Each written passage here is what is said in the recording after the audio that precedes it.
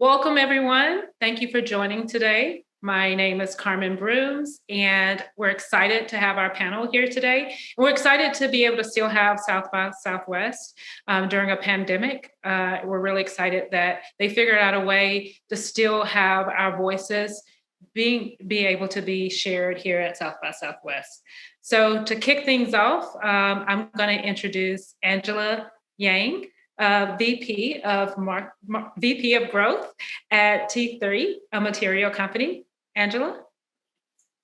Hi there. Thanks for having me today. I am very excited to be here and to be among you amazing people. I come from a background of marketing, of business development, and I represent leadership that might look a little bit different, leadership that has gotten a seat at the table. And I feel very fortunate to have done that as well. But I'm looking forward to sharing some of my thoughts and my own experiences trying to get there and trying to represent different communities that might not have as much access.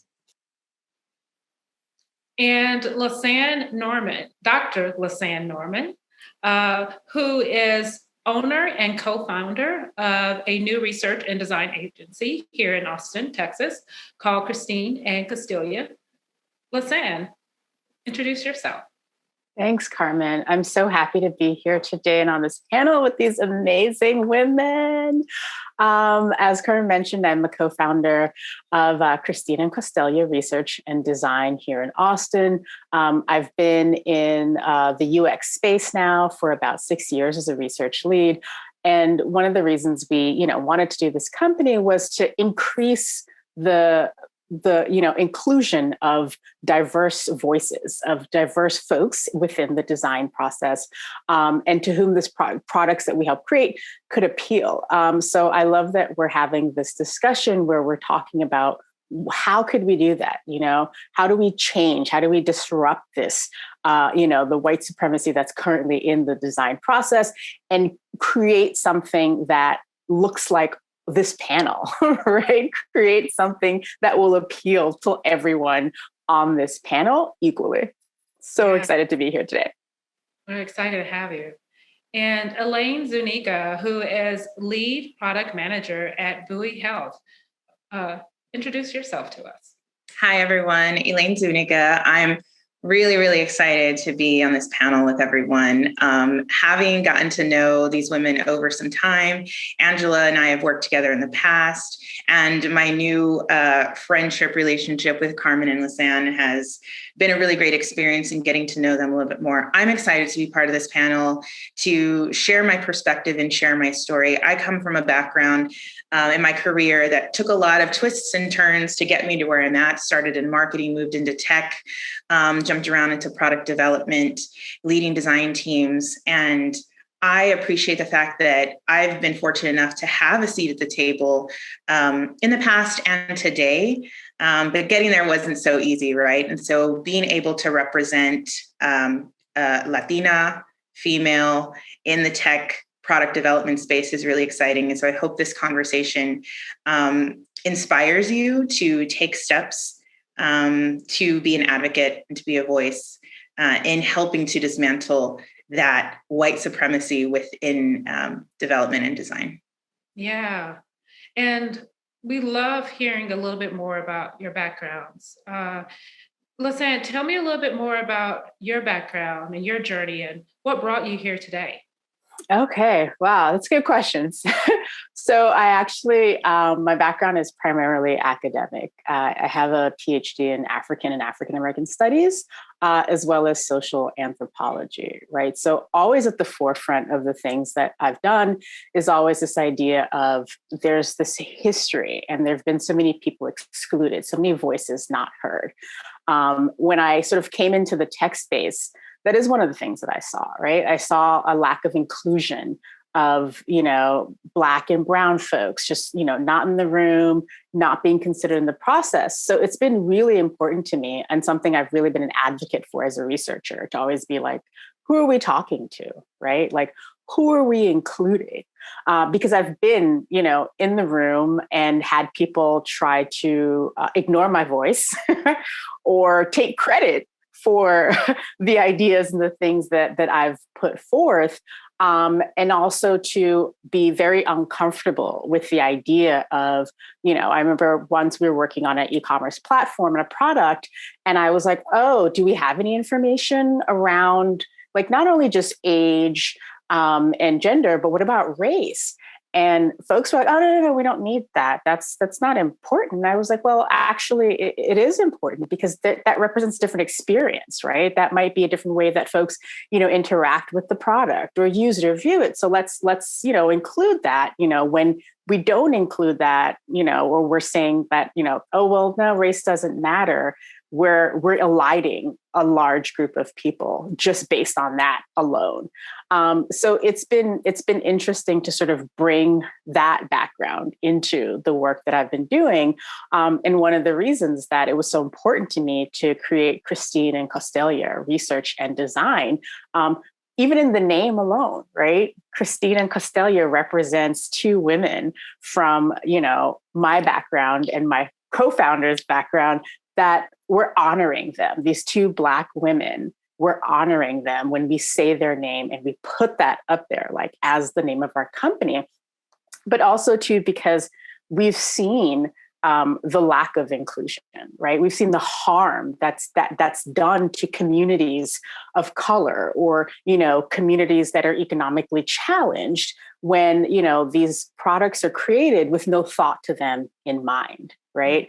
And so we see a new path and a new way forward also to challenge and change the design process, but to also challenge and change who is it serving, right? Like, who are we serving? Let's think about ourselves more from this kind of servant perspective and think about like, who are we serving and how are we helping to improve their lives with whatever it is that we're creating. So being able to have the opportunity to make an impact on that has really been sort of the impetus behind wanting to sort of branch out and have our own company.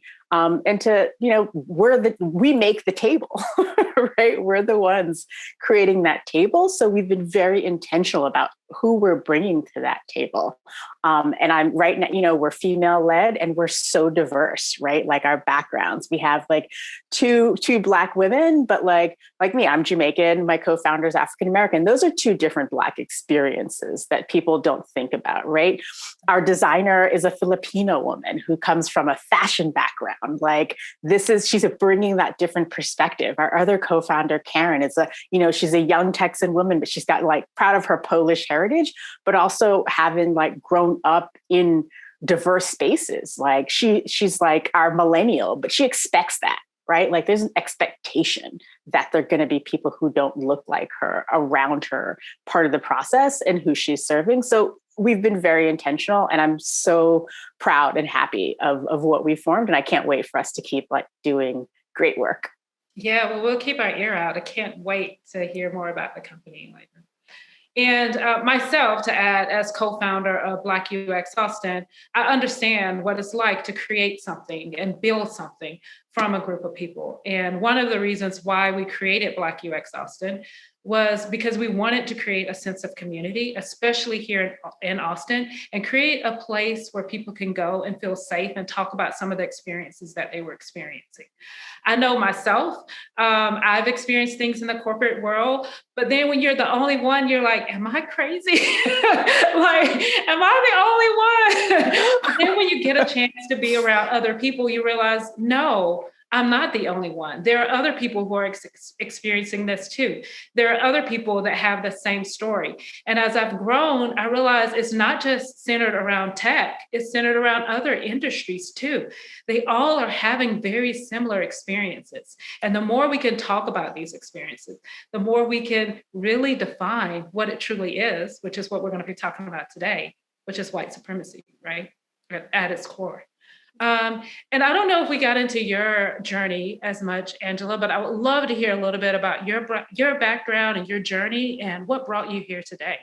Yeah, sure. So I actually have been on the agency side for the majority of my career. And so I have really worked in marketing and media, and now most recently really focused in on not only the brand side of the house and the marketing side, but also product design as well. So really working with our teams to make sure that we understand what solutions we're bringing to market for our clients. And so I bring a really interesting perspective from being able to see what is the market demanding.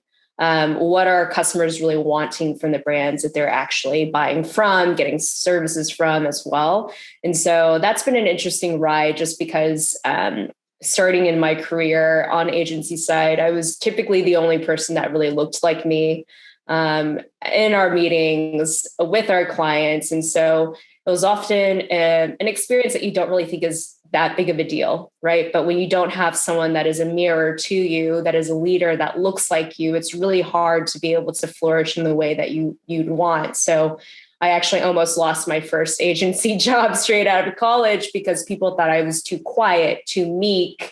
I just didn't really fit the typical agency standard of people really being loud, outspoken, and always having an opinion and bringing that to the table. And so it took me a long time to get there.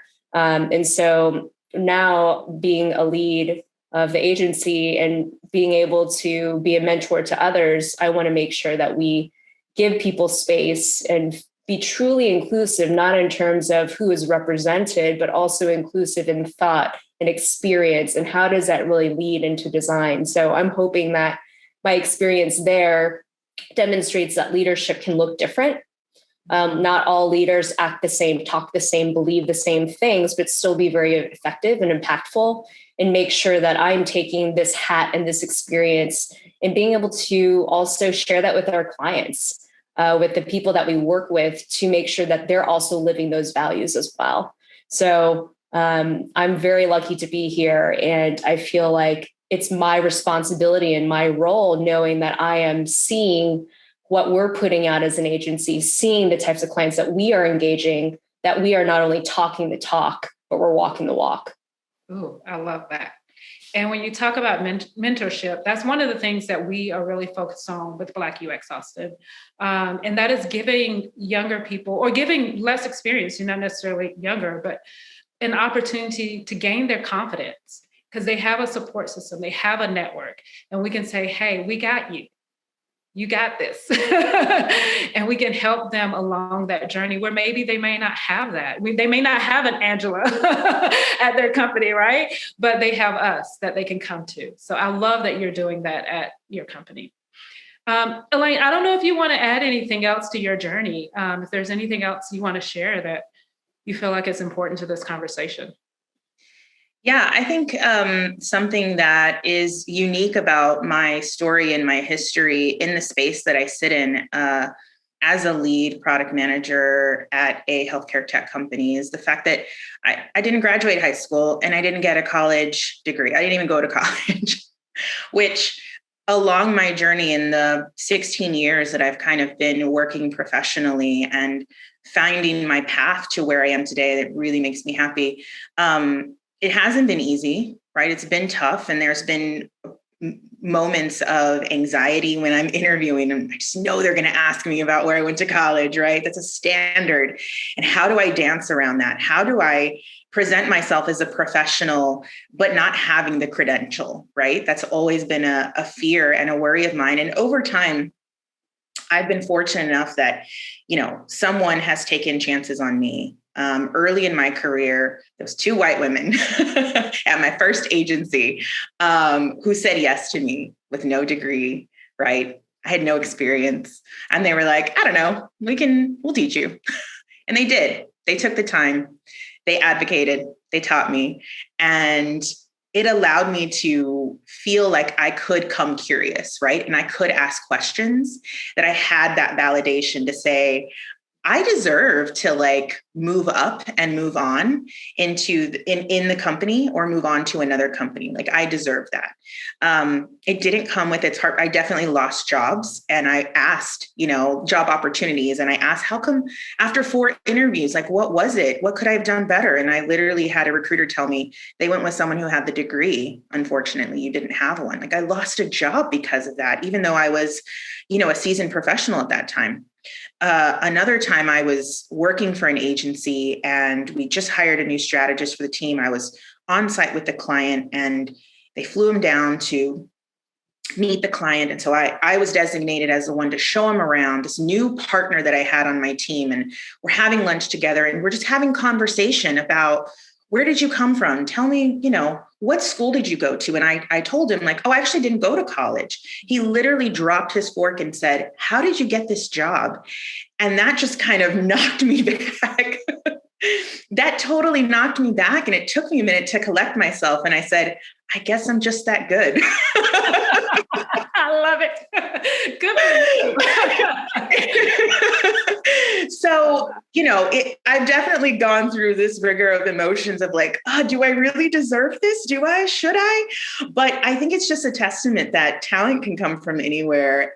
Experience in a specific space doesn't necessarily mean you have a piece of paper to back it, but literally you have the experience of working in the trenches, doing the hard work. And sometimes you fail, but sometimes you don't, right? Sometimes it just makes you better. So I'm really excited to be a voice in this space and a voice across the board for those who don't take the traditional path of education, but want to be a professional, right? So let's look at about how we can tap into untapped potential, basically. You never know who's going to be part of that group. Elaine, can I just jump in and ask you a question, right? Sure. So that we're having this conversation about like how do we be advocates for those folks who don't have that traditional background, right? So because I come from the very traditional like academic background, right? Ivy League for most of it, bunch of degrees. So, when companies evaluate me, I know that already speaks for itself and it's like, oh, okay, automatic. But then it puts me in a position of power, right? And I know because of that, because of having a PhD from Harvard, like getting to be a director at Visa, it wasn't difficult. Like when it happened, when I had the interviews and they were all like, yeah, like we saw Harvard. We were like, oh, of course that means you're super smart, right? And I was like, okay, but I do tell people all the time, I'm slow, but whatever. But it puts me in a position of power. How do I then be a good ally? Right, for that person? Like, what do I do? Where do I look? Like, what advice would you give? First of all, I'd say leverage your power to elevate others, right? Leverage your platform to say, hey, guys, listen to me.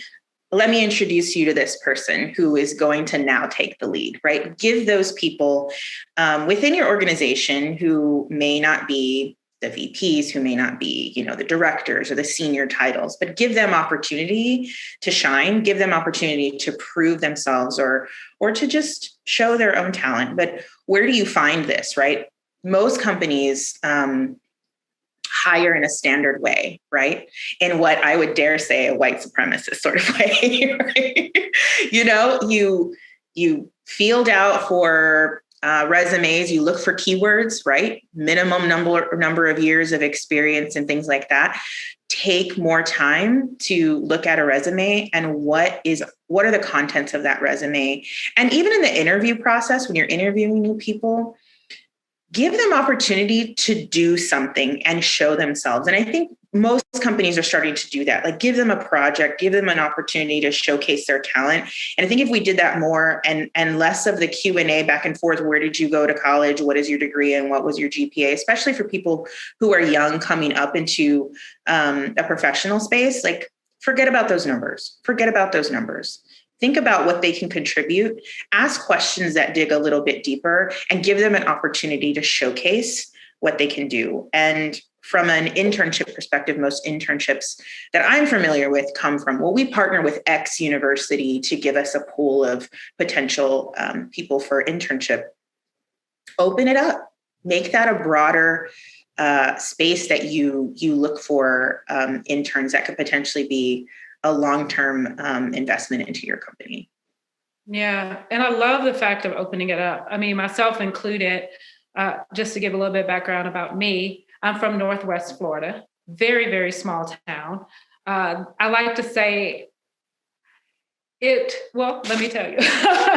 So it is a town which the governor of Florida during the Civil War was from my small town. And so that history has been passed on from generation to generation. He did not want to be part of the Union. So he killed himself, and he's buried in my small hometown. So the white supremacist mindset still exists in that same small hometown because it's been passed on from generation to generation to generation.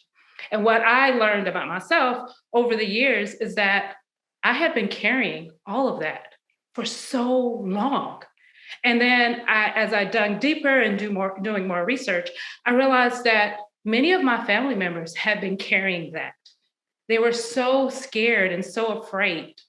And the small town that I grew up with is known for the most egregious lynching in the entire country, to the point where they were cutting up people's body parts and hanging them and selling them out. So this is a kind of history that was passed on, and that history is not hard to undo, right? And it gets passed on from generation to generation. And so what I had to do too is recognize in myself that I can succeed regardless of where I come from. And it took me a long time to get there. So we keep talking about, it's interesting because I feel like we're using our personal anecdotes to be able to talk more about what white supremacy looks like within the fields in which we are working and how it has directly impacted us. But for people that are either just learning about this or might come with more of a contrarian view, we talk a lot about looking, searching, making more space, making more time, being more thoughtful, recognizing history, recognizing the why behind someone's actions. But one could argue we live in a world that doesn't allow for time. We live in a world that is really spurred on by what customers want, what businesses want in terms of revenue and return. What would you say to those people that are thinking, well, this is all nice and good, but how do I actually take this into a world in which is the direct opposite of it? Any thoughts or feelings there? I'm going to jump in and say, so working in UX research, right? Always getting that like, oh, you want to do this research. It's going to take too long. It's going to slow us down.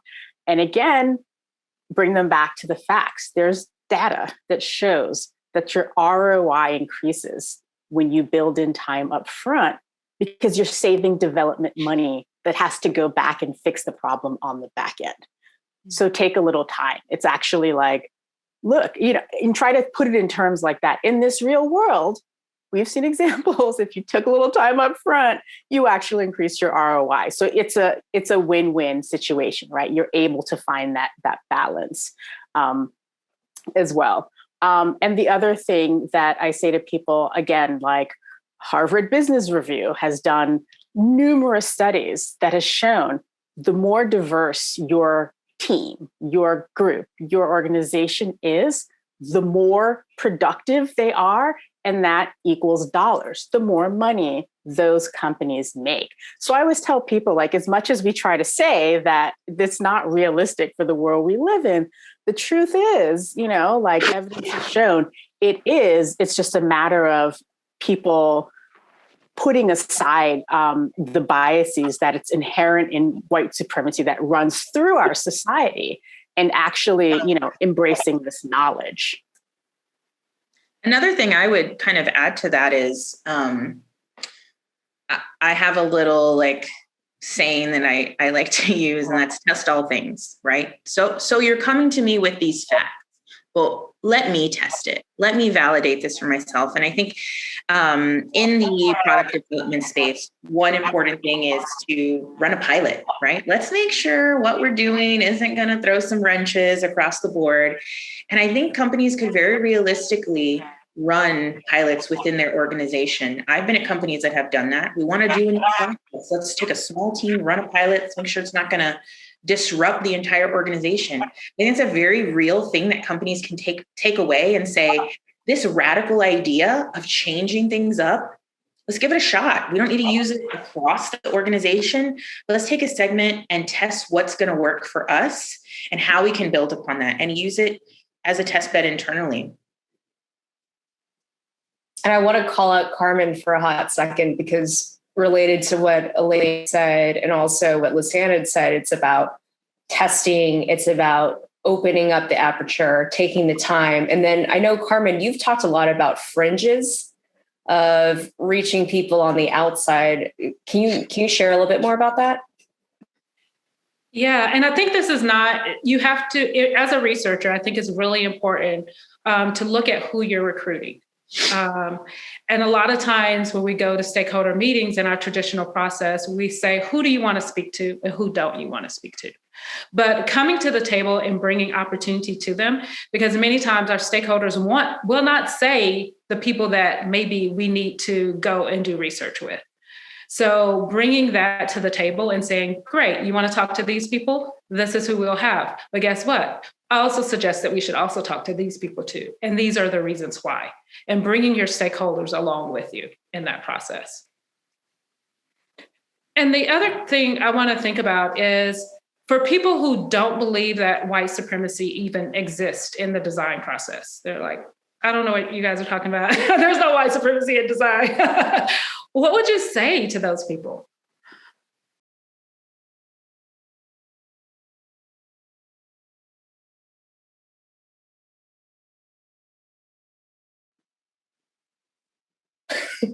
First, we might laugh. No, just joking. I mean, I think it would be one thing to just say, I think Lisanne had mentioned that it's the stats, right? Like, look around you, look at who is involved in the design process, who has the power to make those decisions for others. And you'll notice that most of those people are white males.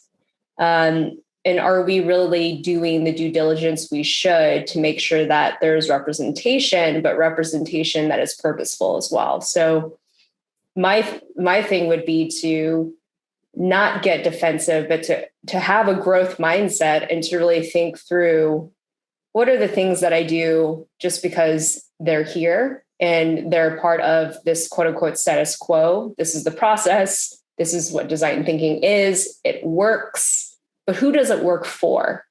And so I would just take a second to look around you and to educate yourself and to think about this as not condemnation, but a moment to better and a moment to be able to think through your own role within the world in which we're operating and to be able to question that. So I would just start there.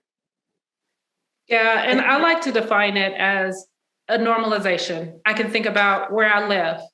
Can I go to the local Target and get products that I actually need, or do I have to buy them off the internet? Is that possible? Am I thought about in the stores? Am I thought about when I am going to, for example, take my kids somewhere and I get ready to buy books for my kids? What do those books look like? Do those books represent my children? Or most of the books on the shelves represent someone else? So, Lisanne, I know you have some great examples of things you have experienced in the design process that has not been inclusive.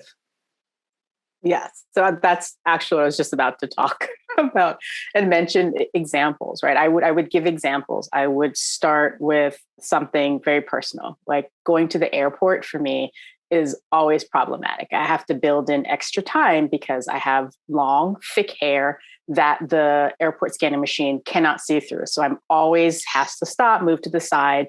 And people be like, oh, I need to pat down your back. The respectful agents, I should say, go, oh, I need to pat down your back. But then I have people who are like, oh, no, I need to run my hand through your hair. And I'm always like, no, that's not happening. And you're going to have to get a manager or we're going to be standing here all day. And if I miss my flight, it's turned into a thing 2 times. But people, one woman said to me, she's like, well, that's just a machine. And I was like, ma'am, with all due respect, they put a man on the moon. You can't tell me they can't design a machine that could scan my hair. No, I was like, there were no one that looked like me in the room, right? The researchers didn't go out and find people who looked like me or who even had very thick hair. There was no thought to let's test this on as diverse and wide range of individuals as possible. We see this with the Google self-driving car, where studies came out that the cars were more prone to hit people who were of darker skin because they hadn't fed any images in the machine of enough people who had different and darker skin tones. They didn't test it on. And again, there was no consideration of the plethora of society, right? The other one that I always come back to is the Gucci sweater, right? Like with the big red lips. I was like, were there no Black people in the room? And did the people in the room not know any Black people? Because if you know a Black person, you have a friend, you're going to know, oh, no. That's not going to work. But, you know, so there's so many examples, I think, that we have just to offer people to think about, you know, like if this design process was really working and didn't have such inherent bias in it, wasn't inherently, exclusive, then we wouldn't have these kinds of problems on the other side, right? So sort of having them stop and take a look at, like, what have we already done and produced that clearly show that there is bias and white supremacy inherent in this design process. Yeah, and you can just look at the people that are really making the decisions, the executives across the country. What do they look like? Yep. Do they represent? And then if you're going to have people in the room who are designers, who look like us, are their voice being heard? Or when they say something, is their voice being ignored? Or is their voice being ignored because someone high up has said, we have to do it this way, without any context for the people that are actually impacted? Yeah. So if we were to create a design process today, what would it look like and who would be in the room? Elaine, what are your thoughts on that? That's a really good question. I think making sure that the people in the room, the voices in the room are spread out, right? There's a broad spread of who is represented. We should be thinking about the different voices of different representatives that sit in those seats.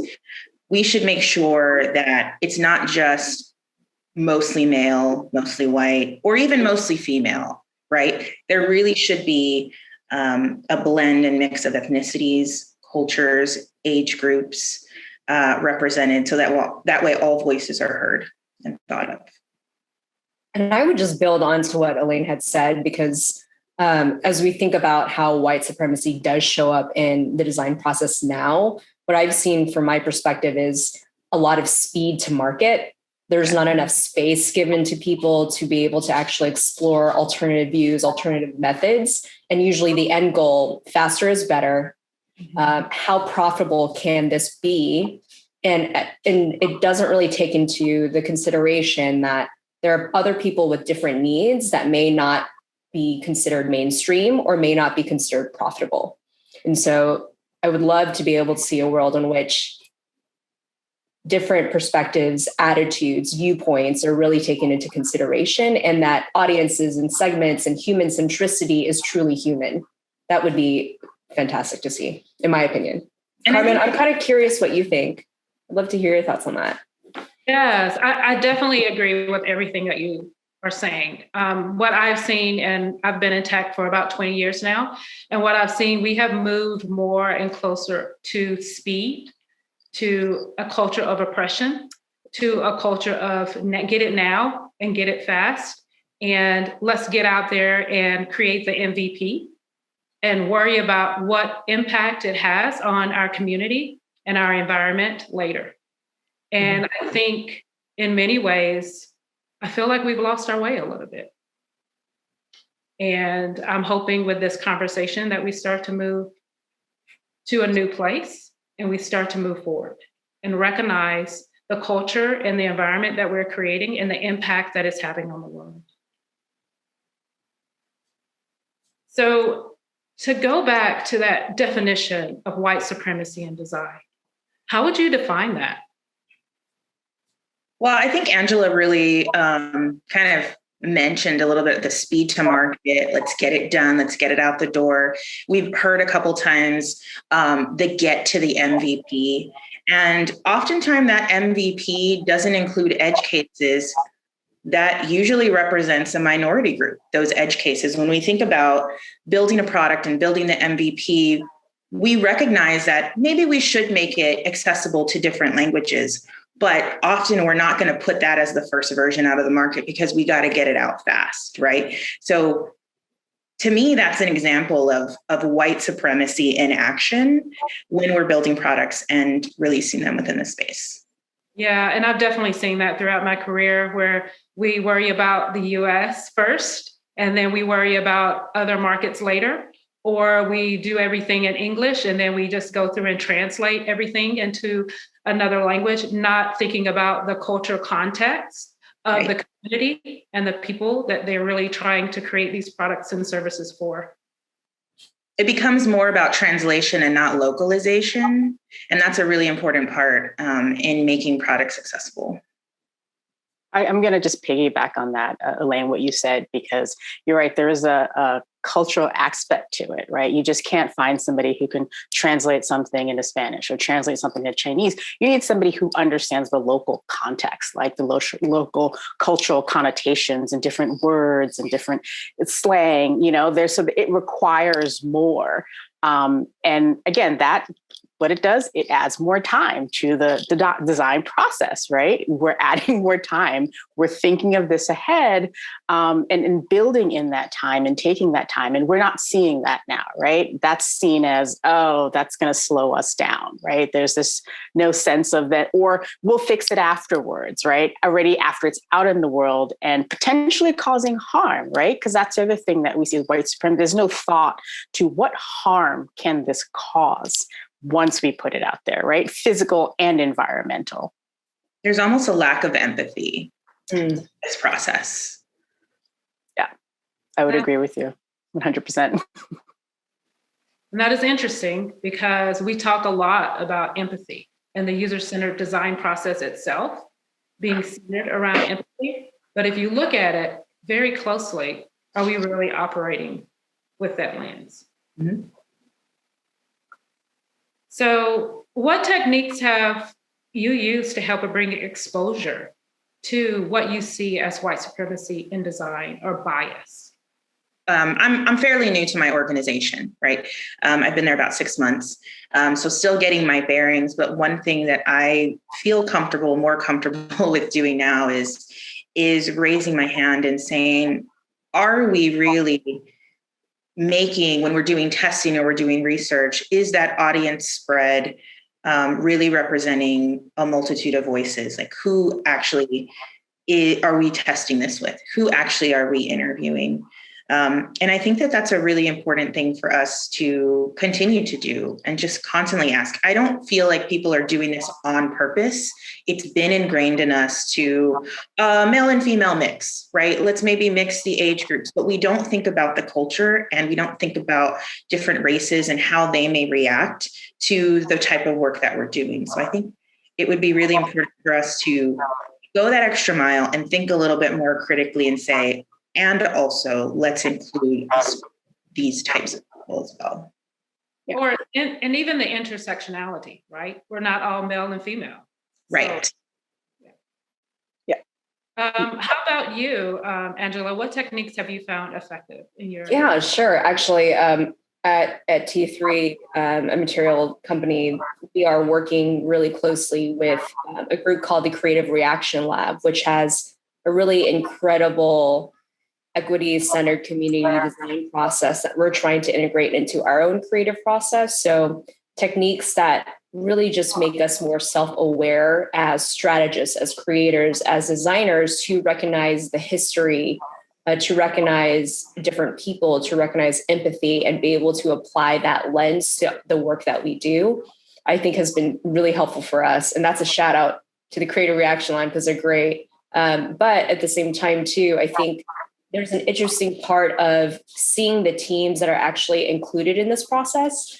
I know, Elaine, we had side chats around what does it mean to be a designer, to be a creative, and who is represented in that circle at the table? Is it people that have gone to college? Is it people that have these amazing portfolios? Like, who are we missing that could lend a different perspective beyond the normalization of this sort of design journey that you're supposed to take as a student, as an intern, as an agency person, little things like that, where if we can open up that lens, that aperture a bit, I feel like could really revolutionize the way that we look at design and the things that we make. That's such a great point, right, that you bring up, Angela. Like, who is at the table, whose views, whose perspectives in the room? Because that's one of the techniques and things that I've been pushing on the design team that I've been working with recently. This idea of forcing them to think about themselves, like what values and influences and biases are you bringing to the table? Are you bringing to this design process, as well as having stakeholders be a part of this discussion, right? Because a lot of the things that they're thinking and coming to ask you to design or to think is based on their experiences, right? So having everyone at the table really take a look at their own influences and particularly their biases and how that then can end up being played out in the product, I think is a great technique to have before anything even happens, right? Like the kickoff meeting is discussing that and getting that out there and then moving forward from that.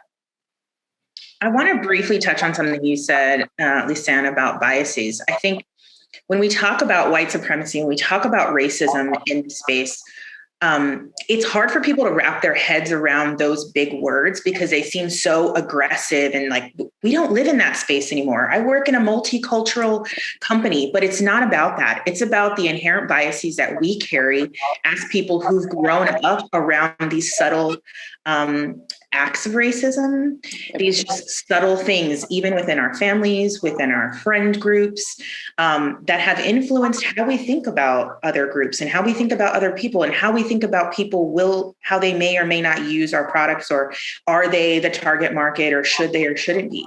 So the idea of bias is really something we need to internally really make people realize that we have those. Even if you say you don't, you do. You try to like break that down and really call it out. Call it out. Yeah. And what I found is having a common language and helping the team really understand the different types of bias and use that in conversations. Because there's a long list of bias. And when you can introduce that, when you see it to the team, I found that really effective. For example, myself, I'm also a researcher. And as a researcher, what I've been able to do is let people know when they want me to do certain things in research, I tell them that's going to introduce bias. And I explain what type of bias it will introduce. And then that just really starts to create a common language that we can all speak to. So I want to talk a little bit about the intersectionality of capitalism and white supremacy in design. So do you think that there is any correlation there, or would you separate the two? There's definite correlation there, right? Like hand in hand, walking down the lane. I mean, so much of what's inherent in white supremacy and the kind of the constructs and the systems that are built is about greed, right? Is about this accumulation of capital at all and any costs, right? And it's been those of us who aren't white males who've suffered from that, right? Like we've become the energy or the FOD to go through the machine to crank out and create this accumulation of wealth. And we see it in design all the time, like we talked about, right? This, get it out there fast, or this idea that, we'll make so much money from this. The faster we get it out there, let's just do that. And again, no stopping to consider the harm, even though we can see that there's been a history of harm, right? With this approach and with these products.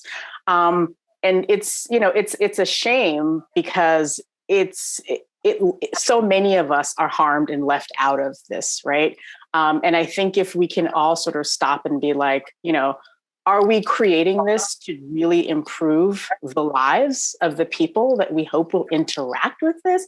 It would be a different approach and a different way to think about it. Or are we creating this to just make money? That's an excellent point. When I think about products within the healthcare space, tech products in the healthcare space, are we building products so that way we are crushing the competition or just simply in line with the competition?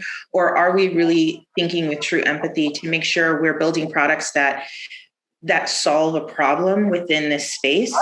And sometimes that doesn't always mean the bigger bucks or crushing the competition, but it means we're solving problems. Oftentimes for a segment of people who haven't been thought about, who have been left out. And so it's definitely hard. I mean, I don't own a company, right? I don't own a business. And I know that that's a fine line to sort of play in, but it's something I think is really important today for us to say, we're going to make that decision to let the competition do what they're doing, but we want to solve problems for these people. And one of the things that possible is looking at long-term revenue effects of that. If we're better to our customers and we're better to the people we serve, then they're more likely to stay with us and stick with us. So not thinking of short-term revenue gains, but what is the long-term revenue opportunity? And what are we in for the long haul? Mm-hmm. And I see you nodding your head. What are you thinking here?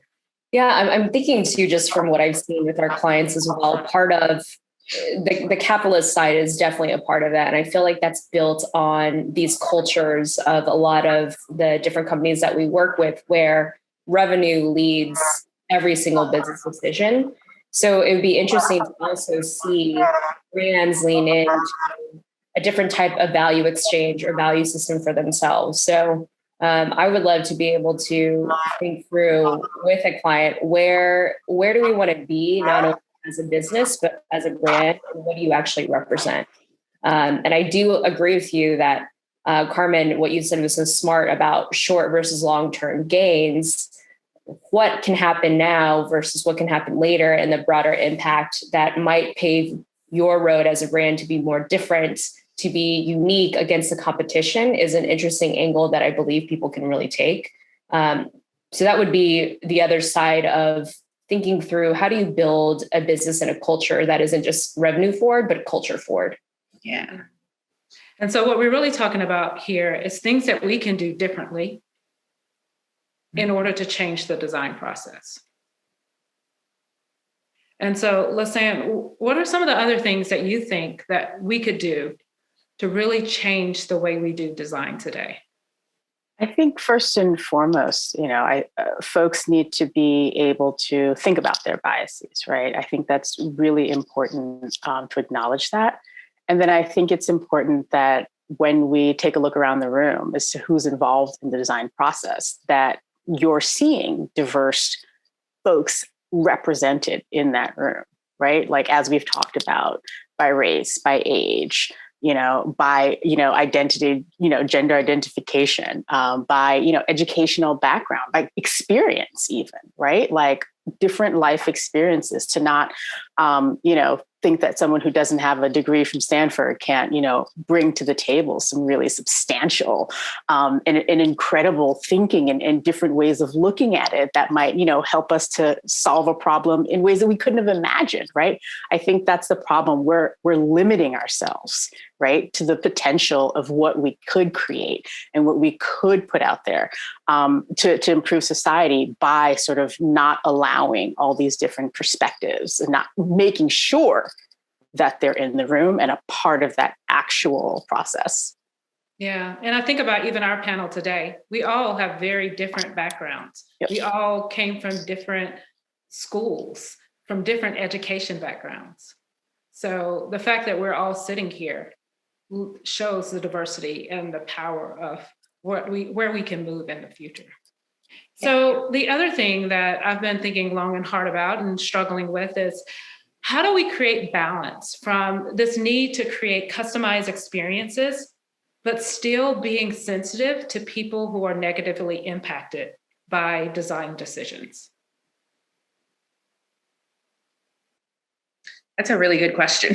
It is. And I think the only way we're going to find an answer to that, or a strong suggestion for that is to be able to put things in front of these types of people who may have been harmed in the past by products, and not only asking them like, how can we make this better, but giving them the opportunity to react to, we try to make this better. Is this on track? You know what I mean? So I think it goes back to the conversation of making sure when we're doing research, we're not just thinking about this target market, but we're thinking about those outliers, right? We're thinking about those who may not have been considered or who we probably wouldn't consider as our target market, but let's see what they have to say. We might learn a thing or two earlier on in the development funnel if we use a little bit more empathy in that space. So that way we're not making that mistake, a year into development. Yeah. And how do you advocate for change when you're the only person saying this? Find your allies. There's power in, having multiple voices. If you have a strong conviction, a strong perspective, find those who also have that and make your voice heard louder. I'm really fortunate to work for an organization and a company who strongly believes that equity at the table is really, really important. So I have allies naturally, but I recognize that not every organization has that. I've been part of organizations who weren't like that, right? So I have found in the past that finding those voices that are similar to yours to help support is really, really important and makes a difference. And sometimes it might require you moving to a different environment. Yeah. Right? you might not need to stay in that environment if you find that you are constantly the only person in the room, because it might not necessarily be good for you either. That's a great point. Yeah. So Lisanne, I know you and I have talked about this quite a lot. When you are the only person in the room, how do you create voice for the things that you need to bring the attention to, especially in this corporate tech world, where most of the people don't look like us, or we may be the only person in the room? We do talk about this a lot, right? And my thing is, I always make sure that I bring it up and bring it up again. But I also just bring cold, hard facts, right? Because I bring the facts about, how many people of color are in tech, how many people of color are in leadership positions in tech, right? And then also the spending power of people of color, right? Because I think now you're starting to see companies think about that, but in the past, they didn't, right? Because those were the communities, like Elaine mentioned, that they weren't doing the testing with, right? Those are the communities that were kind of edge cases and maybe not seen as the target, and not understanding, hey, one, if you design for the edge cases, that actually covers everyone, right? And your product actually then becomes automatically inclusive. But also, too, what I see with this is in the power of racism, in that even though they could have been making more money, it was just so inherent to not deal with those communities that they were missing out on a capital opportunity, which I always found really just fascinating, how insidious racism can be. But I really try to, use my voice as much as possible, bring facts that you can't really dispute, and then sort of continue to advocate for that. And as Elaine said, find allies, right? That can also amplify your voice and amplify the point that you're making. Yeah. And I love that you mentioned showing that you can actually, by catering to different audiences, is actually serves you better, because then your product or your service has more exposure than it normally would. Yep. And so, Elaine, Angela, I'm curious, how have you seen this work in your particular area and within your space? Yeah, I think it's interesting because for me, it's not only finding the allies, but finding the allies in the right places. It's making sure that executive leadership are also allies, because for change to really happen, they have to be on board. And I know I talked about building a culture that also thinks about the human side of the business as well as the revenue side of the business. I think it's also important to say that when you include more people, when you include people that represent many communities, you get to better outcomes, better solutions for your clients, better solutions for the brands. And not only that, you have the potential to find new paths to new markets, which is exactly what Lisanne had just said. So making sure that leadership understands that and they're investing that time and attention. I think it's part of the need to think about the approach that we're taking and making sure that we're talking about that value and that transformation that can happen internally, because that's really where it's going to start. And so from there, really making sure that we're educating our clients and the brands that we work with as to the why. Why is this going to take longer? Why does this look different? And really standing by that. And to me, it has to really start with not only the people that are allies, the people that really believe that white supremacy is a thing, but also the executive leadership that is willing to learn and understand that and take that into action. And I love how you talked about outcomes and showing that this actually leads to better outcomes. And so we're moving closer to the end. But Lisanne, you and I have talked extensively about non-Eurocentric approaches to design and what we have seen in other cultures and how they approach design compared to what we've seen in the US and in other Eurocentric cultures. So I want to inquire about what does that look like for other cultures that makes the way we approach it differently? So one of the big things that you see in, is this idea of, you're creating something that's necessary and needed, right? You're really solving a problem, something functional, right? An African approach to creation and design, there's a sense of functionality as well as it's serving the community. And, as we've talked about and done research, when you look the same thing in Aboriginal culture, right? It's the sense of it's serving the collective and it's keeping you in harmony with your environment, right? With your surroundings, like recognizing that, you live, the place in which you live is also important that you protect it. The other thing is an approach to do no harm, right? Like as we were looking at in Jainism, this a concept of ahimsa. And it means to do no harm, right? So approaching the creation process with this idea of like, whatever I create, I'm going to ensure and continually question that it is not going to cause any harm. So I think starting from a place of that is going to bring more inclusivity automatically into the product. It's going to bring a different kind of energy into the creation process that I think is going to resonate. Once you bring this product or process to life and how it's going to play out and affect people's lives, it's going to change dramatically. I really appreciate everyone joining us. Elaine, thank you for sharing your perspective.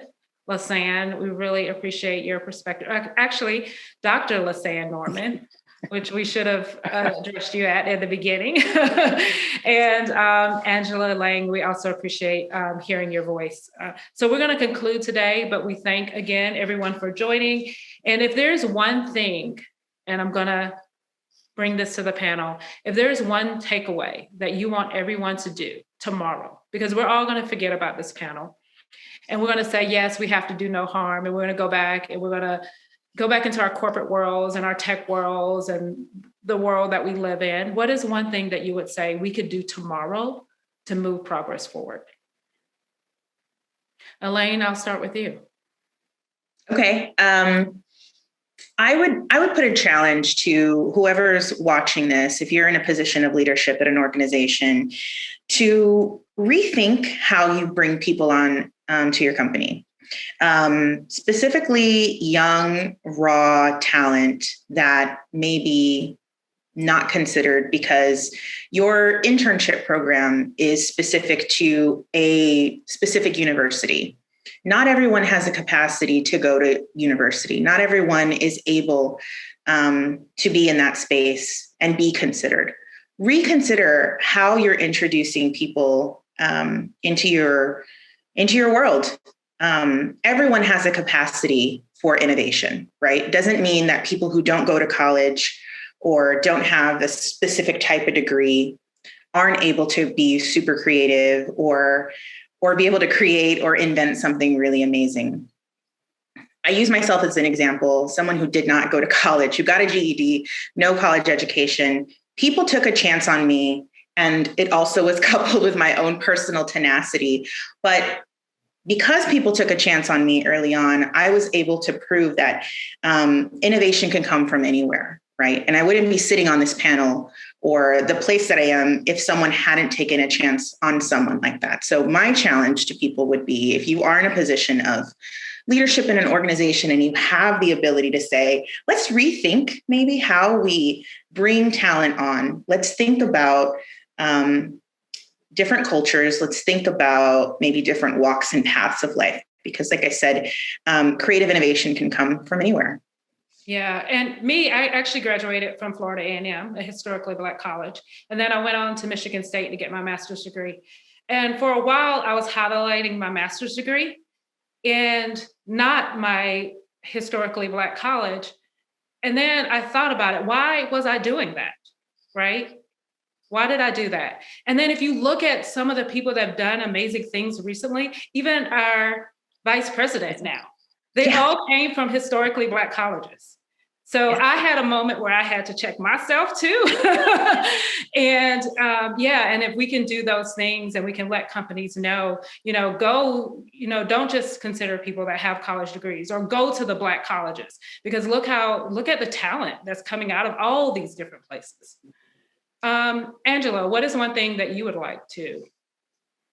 I'm trying to think, how do I follow Elaine's? That's a good one.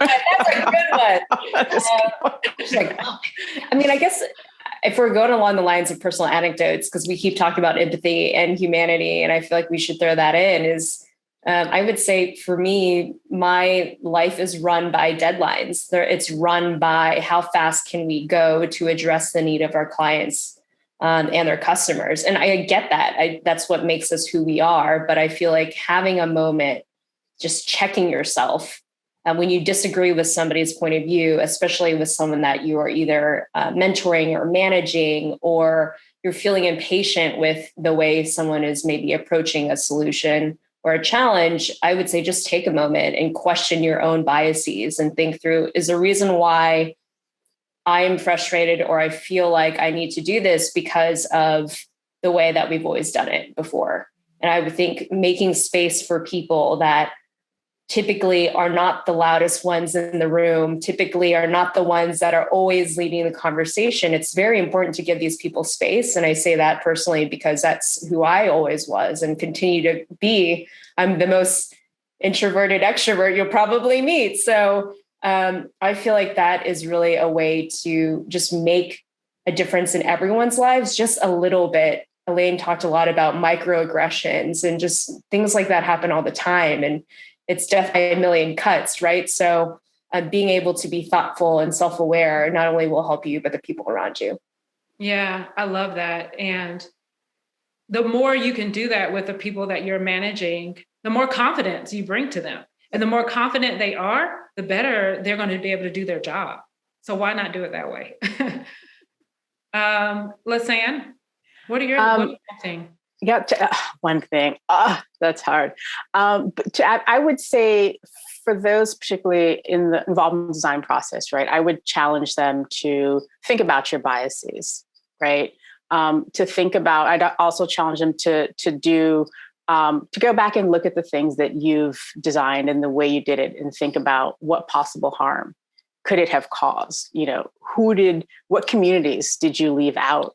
To then be able to, have something to go on to think forward, like going forward, think about who's involved in the process. Going forward, think about who are you testing these products on, right? So like continually question, continually, don't, as Angela was saying, and don't go with the status quo, right? Because what we're saying now is that the process we've been using up to this point isn't serving everyone. So it's time to think about that process differently.